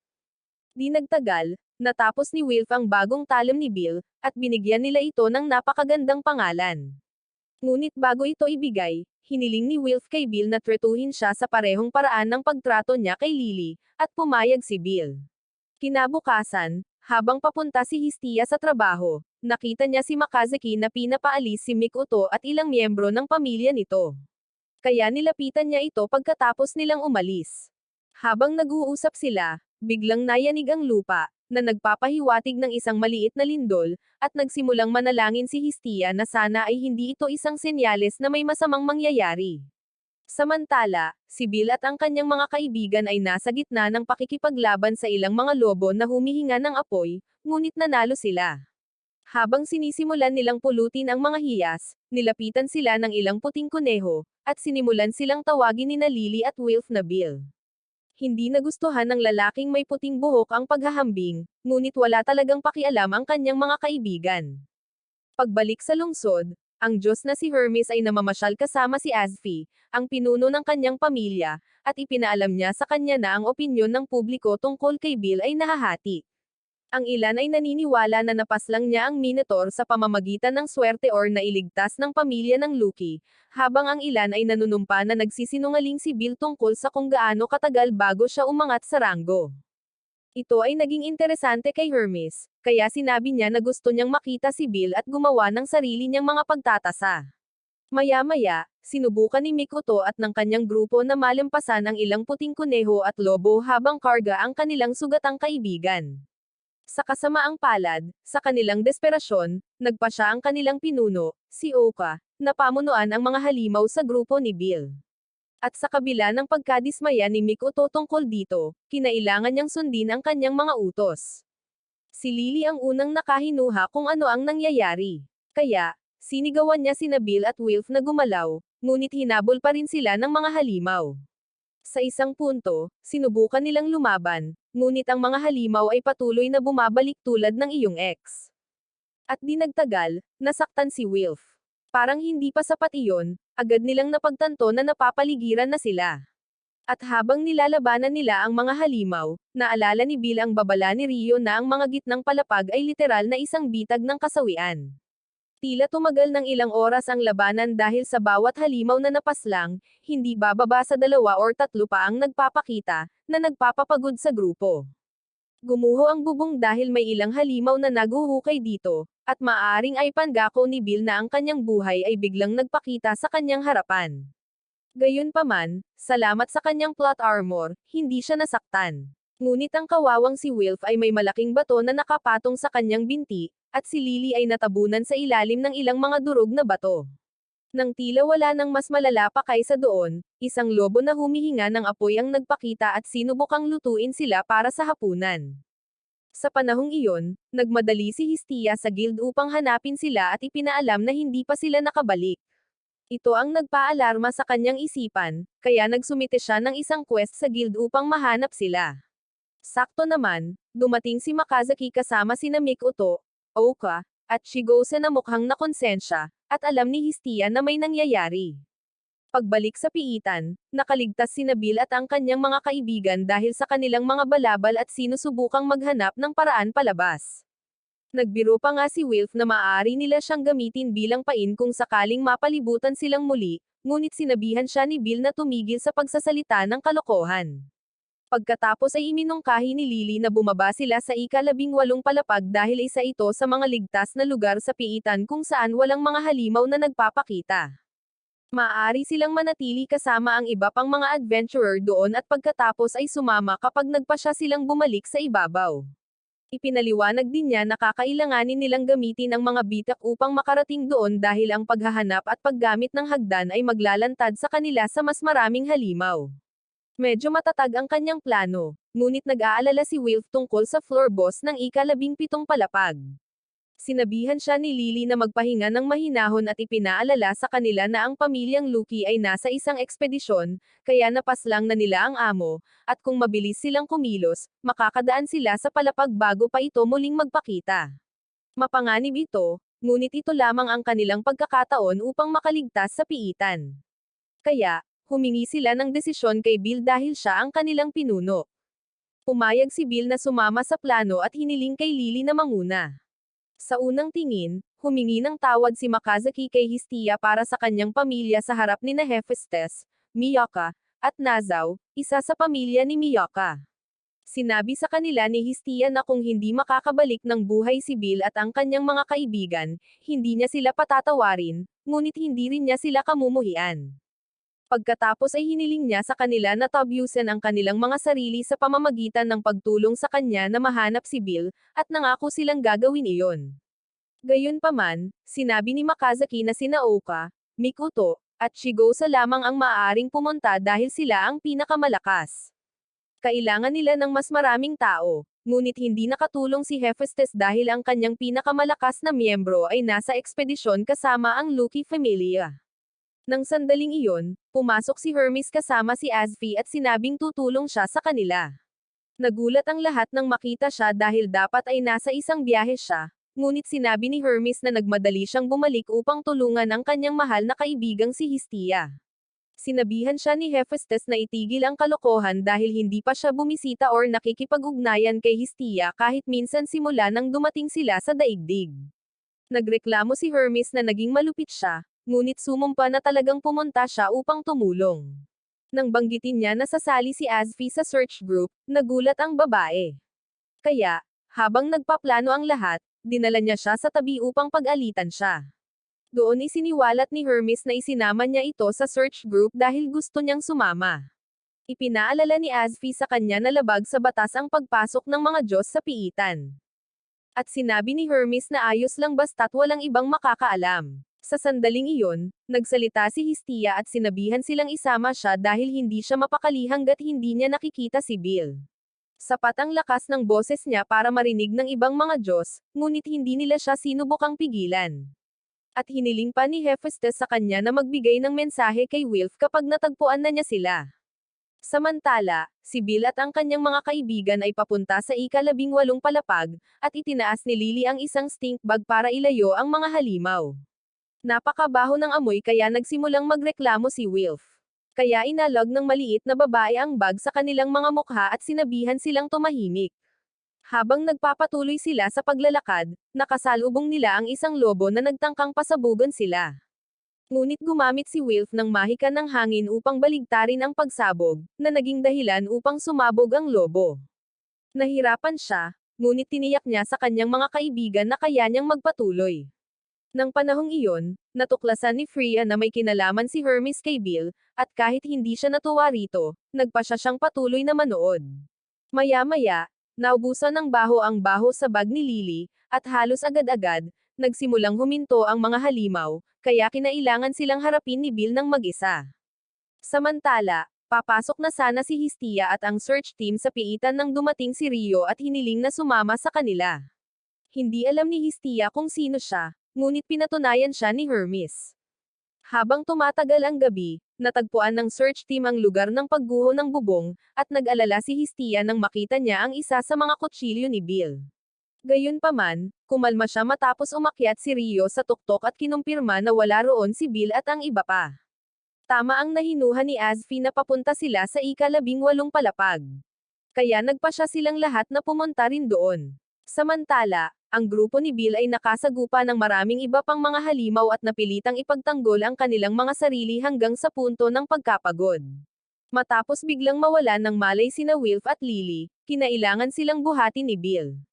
Ito ay isang pakikibaka at nang makarating siya sa pasukan ng ika-17 palapag, siya ay natisod at lahat sila ay natamba. Pagbalik sa pinakamataas na palapag, tinanong ni Hestia si Hermes kung bakit bigla siyang naging interesado kay Bill. At inamin niya na may humiling sa kanya na tingnan si Bill. Gayunpaman, bumaba siya roon upang makita mismo kung kaya ni Bill ang bagong panahon. Sa sandaling iyon, nahihirapan si Bill na makarating sa ika-18 palapag kasama ang kanyang mga kaibigan, at nang tila makakayanan nila ito, nagsimula ang dagandong. Gamit ang kanyang huling lakas, patuloy na tumakbo si Bill at hindi huminto hanggang sa sila ay nasa ligtas na lugar. Ang kanilang pagkahulog ay nagdala sa kanila diretso sa ika-18 palapag. At nang malapit nang mawala ng malay si Bill, may lumapit sa kanila. Kaya, nagmakaawa siya sa kanila na iligtas ang kanyang mga kaibigan. Pagkagising niya kalaunan, may benda ang ulo niya at nasa loob siya ng isang tolda kasama si Ace. Siya ang hindi kilalang taong nakakita sa kanila sa pasukan. Kaya dinala niya sila pabalik sa kampo ng kanyang grupo para sa paggamot. Sinabi niya na sina Wilf at Lily ay natutulog sa ibang tolda matapos gamutin ni Rivria ang kanilang mga pinsala at hiniling niya rito na sumama sa kanya upang makausap ang kanilang pinuno. Naroon din si Rivria at isang lalaking nagngangalang Garrett, kaya nagpasalamat si Bill sa kanilang lahat sa pagtulong sa kanya at sa kanyang mga kaibigan. Sinabi ni Fanny na sina Bill at ang kanyang mga kaibigan ay kanilang mga bisita at isiniwalat na hinihintay nila ang kanilang mga kasamahan na bumalik na may dalang panlunas sa kanilang mga miyembro ng lason. Nangangahulugan ito na mananatili sila sa ika-18 palapag ng ilang sandali, kaya nagpa siya si Ace na ilibat siya. Sa sandaling buksan niya ang pinto, nakasalubong nila sina Chona at Sean, na tuwang-tuwa na makita si Bill. Si Chona ang naging pinakamalaking tagahanga niya simula noong insidente ng Minotaur. At habang niyayakap niya ito, sinabi ng kanyang kapatid na si Bill na kahanga-hanga ito. Nang yumuko siya, gumalaw ang kanyang mga aset. At dahil napansin ito ni Bill, mas namula ito kaysa sa kamatis. Agad nila siyang tinutukso, at ang kawawang lalaki ay nahiya ng husto kaya hindi na siya makapagsalita. Kalaunan, dinala siya ni Ace sa ibang bahagi ng kagubatan, at tinanong ni Bill kung sila ba talaga ay nasa loob ng piitan. Nakuha niya ang sagot nang marating nila ang isang clearing at nakita niya ang mga kristal na nakahanay sa bubong. Ipinaliwanag ni Ace na kapag nawala ang liwanag mula sa mga kristal, gagayahin ito ang gabi at hindi ito pinaniwalaan ni Bill hanggang sa mangyari ito. Nang panahong iyon, nasa tolda siya kung saan natutulog ang kanyang mga kaibigan. Nang magising sila, labis siyang naginhawaan. Ngunit pagkatapos ay nagsimula silang humingi ng tawad dahil sa pagkawala ng malay at pagiging pabigat sa kanya. Sumumpa si Bill na hindi siya ganoon mag-isip at sinabing kung hindi dahil sa kanilang mga pagsisikap, wala sa kanila ang makakarating sa ika-18 palapag. Dahil dito, napahinga sila, at nang dumating si Ace para tawagin sila para sa hapunan, tunay silang nagulat nang makita siya. Kalaunan, nagtipon sila sa labas kasama ang lahat. At pagkatapos ng isang maikling talumpati mula kay Fanny, nagsimula silang kumain. Inalok pa nga ni Ace si Bill ng prutas na pinitas niya mula sa kagubatan, ngunit masyadong matamis ito, kaya hindi niya ito natapos. Hiniling ni Lily na ibigay ito sa kanya, ngunit ninakaw ito ni Wilf at kinain, na labis niyang ikinainis. Habang sinisimulan niyang sipain si Wilf, lumapit sina Chona at Sean kay Bill at tinanong siya kung paano niya nakuha ang lahat ng kanyang kakayahan sa S-rank. Nagtataka rin si Ace, ngunit dahil siya ang walang pakialam na reyna, inilipat niya lang ang kanyang buhok sa likod ng kanyang tainga upang mas marinig niya. Ang atensyon ay nagpawis kay Bill na parang hayop. Ngunit pagkatapos ay ang tunog ng patuloy na pagsigaw ay pumutok sa hangin. Ang boses ay parang pamilyar, kaya't nagmadali si Ace upang hanapin ang may-ari at nagulat nang matagpuan niya si Hestia, nakakagulo lang mula sa ika-17 palapag. Tuwang-tuwa niya itong itinulak sa lupa at nang makumpirma niyang siya talaga iyon, nagsimula siyang umiyak ng luha sa ginhawa. Gayunpaman, ang nakakaantig na sandali ay tumagal lamang ng ilang sandali bago hinailan ni Lily si Hestia mula kay Bill, sinasabing nagpapagaling pa ito mula sa kanyang mga pinsala. Doon napansin ni Hestia si Ace at nang magsimula siyang magreklamo, nagpakita sina Rio, Hermes, at Azfi. Masayang ipinakilala ni Hermes ang sarili kay Bill at nagpasalamat si Bill sa pagsapanganib ng kanyang buhay para sa kanila. Tumanggi si Hermes na tanggapin ang kanyang pasasalamat at sinabihan siyang ibigay ito kay Mikoto at sa mga kaibigan nito. Nang makita ang mga taong naging sanhi ng kanilang problema, nagkagulo si Wilf at si Lily at nagpas siyang pumunta sa kanilang tolda upang mag-usap. Taos-pusong humingi ng tawad si Mikoto sa kanilang ginawa, at tiniyak sa kanya ni Bill na wala siyang hinanakit sa kanila. Sa kabilang banda, hindi ganoon kapatawad ang kanyang mga kaibigan, at ipinaalam nila ito. Pagkatapos ay hiniling ni Oko sa kanila na ibigay ang kanilang galit sa kanya dahil siya ang pinuno, ngunit inamin na gagawin pa rin niya ang parehong desisyon, na ikinagalit ni Wilf. Habang nakatitig sila sa isa't isa, nagsalita si Bill, na sinasabing maaaring ginawa niya ang parehong desisyon kung ang mga papel ay mababaliktad. Nang marinig ito, sumang-ayon sina Lily at Wilf na maging katulad ni Elsa at hayaan na lang ito, ngunit nilinaw ni Wilf na hindi niya ito malilimutan. Kalaunan, habang paalis na ang mga lalaki papunta sa isa pang tolda, tinawag ni Chigose si Wilf at iniabot ang sandatang ipinadala sa kanya ni Hephaestus habang ibinabahagi sa kanya ni Hestia ang mensahe. Pagkalipas ng ilang oras, habang mahimbing na natutulog ang lahat, tinitigan ni Bill ang mga kristal ng piitan. Nagkataong natagpuan siya roon ni Ace at inamin na pumunta siya dahil nag-aalala siya sa kanya. At agad na namula si Bill at pagkatapos ay nataranta ng ilang segundo pa. Nang kumalma siya, ikinwento niya sa kanya ang tungkol sa bayan ng mga adventurer sa ika-18 palapag at tinanong kung gusto niya itong bisitahin kasama niya. Sa sumunod na sandali, narinig nila ang boses ni Hestia at nakita nilang kumapit ito sa braso ni Bill nang walang nakakapansin. Pagkatapos ay ginamit niya ang kanyang galit na boses upang sabihin kay Bill kung gaano siya kalupit sa pagpaplano ng isang date sa isang taong hindi siya. Nang matapos siya, lumingon siya at nagsimulang magreklamo rin, ngunit ang tanging narinig ng babae ay ang salitang date, at siya ay nalito. Samantala, sa ibang lugar, nakaupo si Wilf dala ang sandata mula kay Hephaestus habang naaalala niya ang isang nakaraang pag-uusap nila noon. Sinabi niya sa kanya na igagalang niya ang desisyon nito na itigil ang paggawa ng mga mahiwagang armas, ngunit sinabi niyang pagsisisihan niya ang hindi paggamit ng kanyang kakayahan pagdating ng panahon.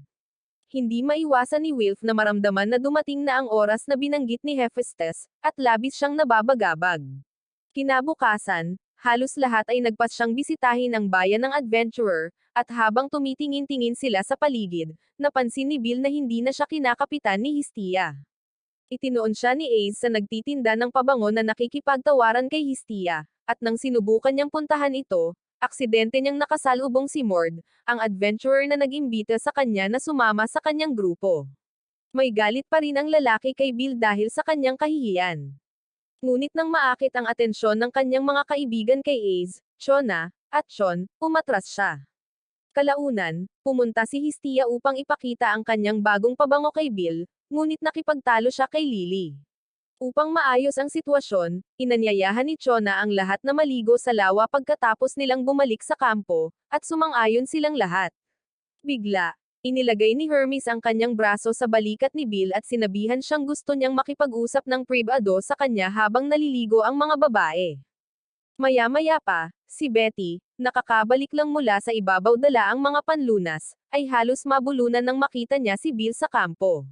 Ipinaliwanag ni Fanny na maraming nangyari habang wala siya, at lalo siyang napahagulgol.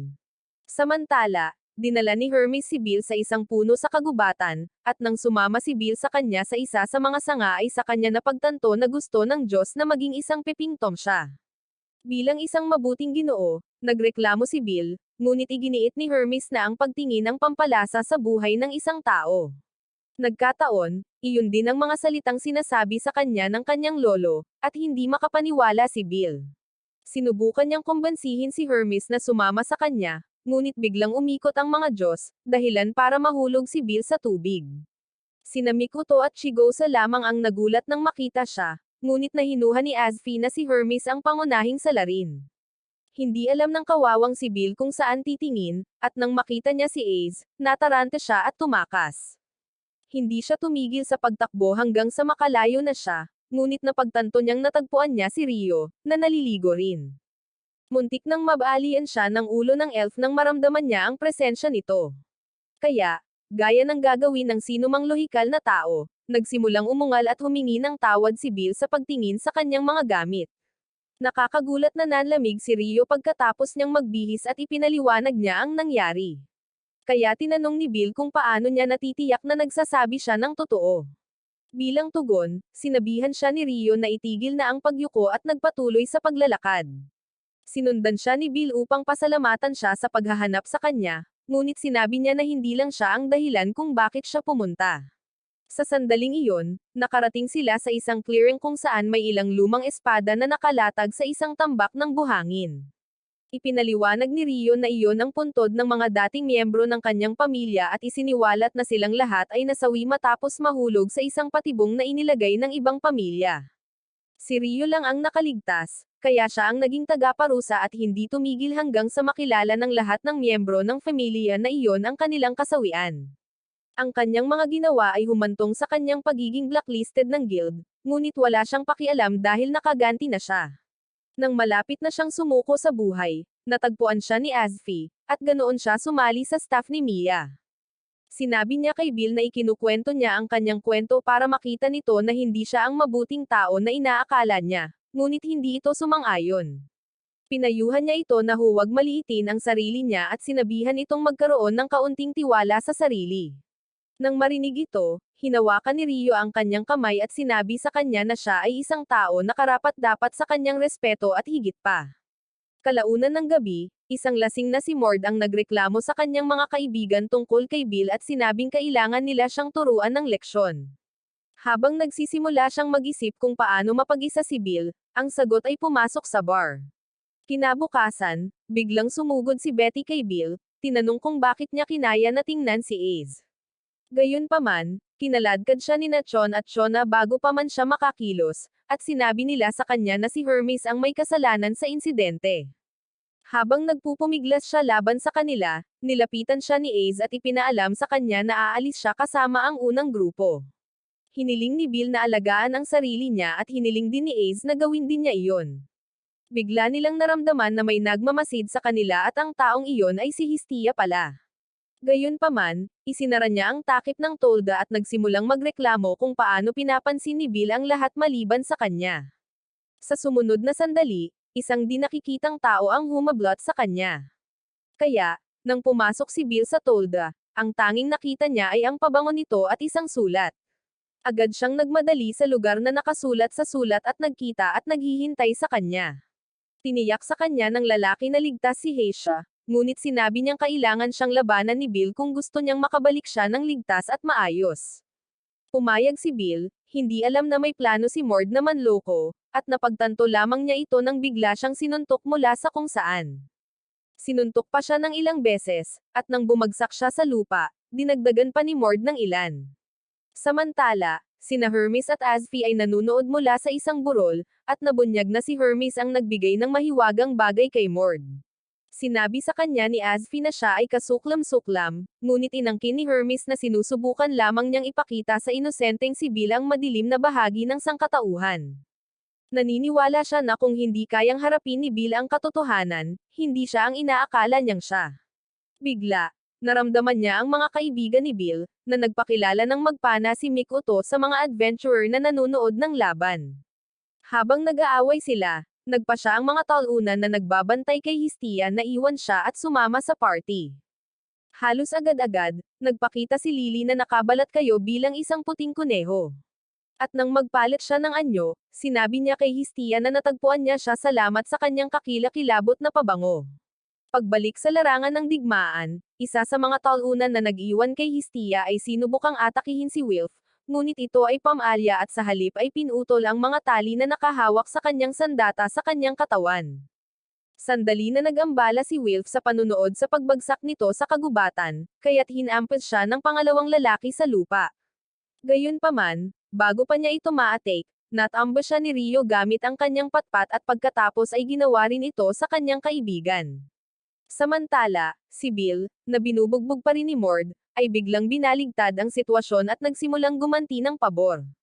Sa una, inakala ni Mord na ito ay isang aksidente lamang, ngunit pinatunayan ni Bill na hindi. At sa huli, sinira niya ang invisibility item ni Mord gamit ang isang malakas na sipa.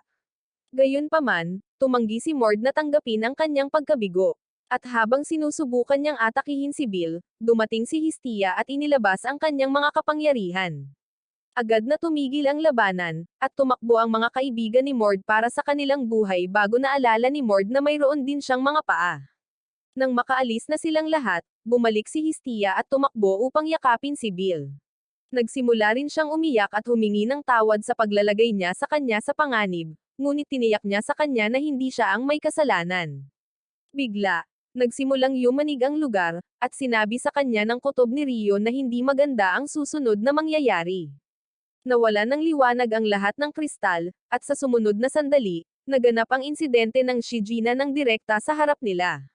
Habang umuungal ang floor boss, nagpakita ang iba pang mga halimaw mula sa hindi alam kung saan at nagsimulang umatake sa mga tao. Agad na iginiit ni Bill na tumulong, ngunit tinanong ni Rio kung sigurado ba siyang ang kanilang hindi magkatugmang grupo ang gusto niyang gamitin para gumanap na bayani.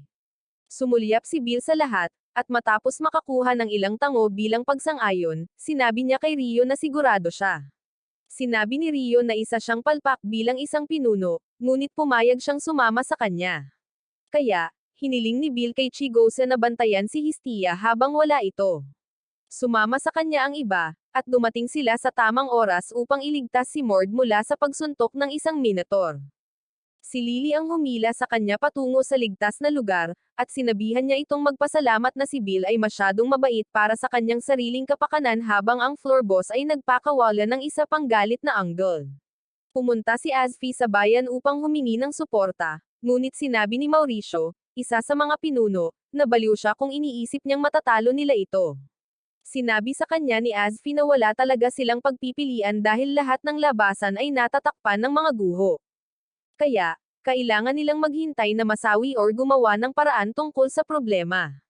Dahil dito, pinakilos ni Mauricio ang mga adventurer at sinabi sa kanila na ang sinumang tatangjing sumali sa laban ay permanenteng palalayasin sa bayan. Bago pa man sila makarating sa pinangyarihan, nagpapalitan na sina Rio at ang iba pa sa pagtatangkang tapusin ang halimaw, ngunit napakalakas nito. Ginamit ni Wilf ang kanyang mahika ng hangin upang pigilan ang umaalulong nitong pag-atake, ngunit muling pinagaling ng halimaw ang bibig nito at sinubukang gumanti. Ang napapanahong interbensyon ni Rio ang pumihil kay Wilf na maging kasaysayan. Kaya't nagpasalamat siya rito at nagmadaling umalis. Nanatili si Rio sa likuran upang ipagpatuloy ang pakikipaglaban sa halimaw, ngunit alam niyang kakailanganin ng isang himala upang talunin ito. Habang nag-iiba-iba siya ng estratehiya, nilapitan siya ni Azfi at hiniling na panatilihing abala ang halimaw habang umaatake ang mga reinforcement mula sa iba't ibang direksyon. Pumayag si Rio, ngunit sinabing mas makabubuti kung may dalawang decoy at pagkatapos ay umalis bago pa man makapagprotesta si Azfi. Nang makita ito, inutusan ni Mauricio ang kanyang mga tao na umatake, at ginawa nga nila, ngunit muntik na siyang tapusin ng halimaw. Gayunpaman, hindi nito napigilan ang grupo at patuloy nilang inatake ang halimaw mula sa lahat ng anggulo. Kahit si Bill ay sinubukang hilahin ang isang galaw, ngunit ang kanyang mga hiwa ay hindi nagdulot ng anumang tunay na pinsala sa halimaw. Kalaunan, natapos ng mga salamangkero ang kanilang mga orasayon at pinakawalan ang kanilang mahika sa halimaw, ngunit hindi pa rin iyon sapat upang tapusin ito. Nang muling mag-regenerate ito, nagpa siya itong suklian sila para sa kanilang pagtanggap, at karamihan sa mga adventurer ay nasaktan. Nang makita ito, hiniling ni Rio kay Bill na hawakan ang mga mas mababang halimaw habang siya at si Azfi ang haharap sa malaking halimaw. Sinabi niya na hanggang sa mga salamangkero na matatapos pa rin ang kanilang orasayon, ngunit idinagdag na hindi sila nag-aalangan na gawin ito hanggat maaari. Pagkatapos ay nagmadali silang umalis at inilagay ni Rio ang lahat ng kanyang makakaya sa kanyang mga pag-atake sa kabila ng babala ni Azfi na mag-ingat. Habang nagpapatuloy ang laban, muling nagsimulang magpakita ang kasanayan ni Bill sa Argonaut. At nang mapansin ni Azfi, hiniling niya kay Rio na umalis sa daan. Nagkataon na naghahanda ang halimaw ng isa pang pag-aalburuto, kaya't bumangga ito sa pinahusay na firebolt ni Bill. Ang resulta ng pagsabog ay kalahati ng ulo ng halimaw ang natanggal, ngunit nagawa pa rin itong magpaputok ng isa pang pag-atake kay Bill habang nagsisimulang mag-regenerate ang ulo nito. Pagkatapos nito, sinubukan nitong bigyan si Bill ng literal na hampas, ngunit nahadlangan ni Oka at siya ang naapektuhan ng pag-atake. Maya-maya, Inasikaso ng mga babae sina Oka at Bill. At nang dumating si Hestia, ipinaalam sa kanya ni Azfi na malalim ang mga sugat nito. Gayunpaman, hindi nag-alala si Hestia at hiniling kay Rio at kay Fenny na panatilihing nakikipaglaban ang halimaw hanggang sa magising si Bill dahil alam niyang siya lang ang makakatalo dito. Hindi iyon inisip ni Rio noong una. Nang makita kung gaano kaseryoso si Hestia, nagpa siya siyang magtiwala rito. Pagkatapos niyang umalis, hinawakan ni Hestia at Lily ang mga kamay ni Bill at ng mga kamay nila, at sinimulan siyang kausapin ni Hestia, sinasabi sa kanya na hinihintay siya ng lahat para iligtas ang araw. Naririnig siya ni Bill, ngunit ayaw gumalaw ng katawan nito, gaano man niya ito kagusto. Dumating agad si Hermes at nagsimulang magsalita ng mga bagtong, ngunit naintindihan ni Bill ang sinasabi niya, dahil ganoon din ang sinasabi sa kanya ng kanyang lolo. Halos agad-agad, nagkamalay si Bill at nagsimulang lumapit sa halimaw dala ang sandatang iniabot sa kanya ni Lily. Sumumpa siya sa sarili na hindi siya mabibigo dahil kailangan niyang protektahan ang kanyang mga kaibigan. At nang marating niya ang halimaw, sinimulan niyang gamitin ang kanyang kapangyarihan. Napagtanto ng lahat ng nanunood na gumagamit siya ng limit off. At kahit ang mga mas mababang halimaw ay sinubukang tumakas, ngunit hinabol sila ng mga adventurer. Habang patuloy siyang sumusulong, patuloy na inaatake ni Rio ang halimaw habang binabago ang isang orasayon, at hindi matukoy ni Azfi kung matapang ba siya or baliw. Nang makita ito ni Mikoto, nagsimula rin siyang mag-enchant. Habang nagmamadaling kunin ni Wilf ang kanyang sandata, dahil ayaw niyang maiwan, ginamit ni Azfi ang kanyang Hermes sandals at lumipad pataas upang bulagin ang halimaw.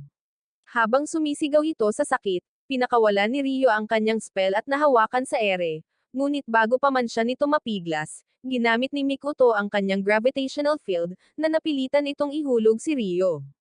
Sinubukan ng halimaw na labanan ang hawak ni Mikoto dito, at kalaunan ay nagtagumpay ito, ngunit dumating si Wilf sa sandaling iyon dala ang kanyang mahiwagang espada at sinindihan ito na parang isang sunog. Ang masaksihan ng isang sandatang Crozo na kumikilos ay nag-iwan kay Azfi ng pagkamangha habang si Wilf ay nahulog mula sa langit matapos gamitin ang lahat ng kanyang kapangyarihan. Tungkol naman kay Bill, sa wakas ay naabot na niya ang kanyang tugatog. Kaya, sinugod niya ang halimaw at tinapos ito sa isang atake or iyon ang naisip niya, dahil sinusubukan pa rin ng halimaw na muling mag-regenerate, kaya kinailangan ni Bill na lumapit at sirain ang hiyas nito bago mangyari iyon. Naghiyawan ang mga adventurer nang mawala ang halimaw. At habang pinupuri siya ng kanyang mga kaibigan, nagising si Oka at sa wakas ay kinilala ni Mord ang kanyang lakas. Sa kabilang banda, tuwang-tuwa si Hermes at ipinahayag na napatunayan na ni Bill ang kanyang sarili bilang huling bayani ng pamilya Zeus dahil tila si Zeus ang lolo ni Bill.